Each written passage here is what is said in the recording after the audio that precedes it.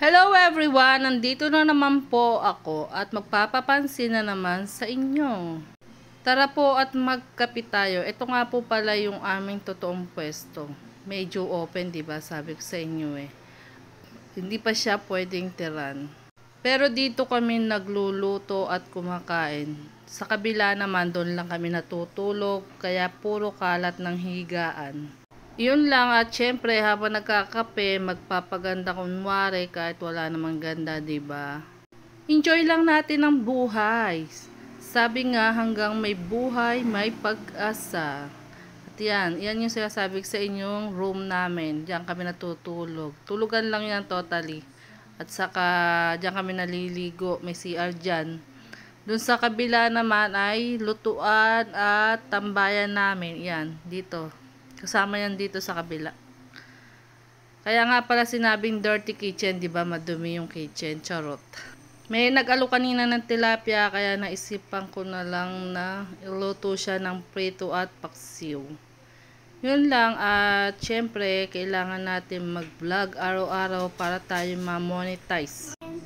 Dirty kitchen nga pala yan, kaya medyo madumi kasi nga hindi siya masasabing dirty kung hindi siya marumi, 'di ba? Charot lang 'yun. Ano yan, mga bakas ng uling nung ano. Ewan ko ba naman doon sa kala namin na yun. Gasol naman siya, gas tube. Pero ang pula-pula nung apoy kaya maitim yung lumalabas. At pagkayari natin magluto, syempre kakain na tayo. Magbibideo na naman ako ng aking gagawin. Kakain lang, nakabideo pa, diba?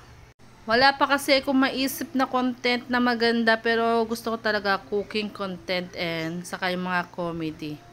Wala pa akong time at busy ko sa trabaho, kaya sinisingit-singit ko lang to. Hindi kasi pwedeng umabsent kay Meta at baka tayo ma-disqualified, 'di ba? Kaya konting tiis lang, makakapag-focus din ako sa pagba-vlogging. Yung vlogging na may kwenta. Ito kasi yung vlogging ko na walang kwenta eh. Mema lang ako sa araw-araw, may ma-i-post lang. Kaya kayo na bahalang mag-adjust. Pasensya naman, at bawal kasi kung umabsent kay Meta everyday. Hanggang hindi niya pa ako na-monetize. At sa tingin ko naman, malapit niya na akong ma-monetize.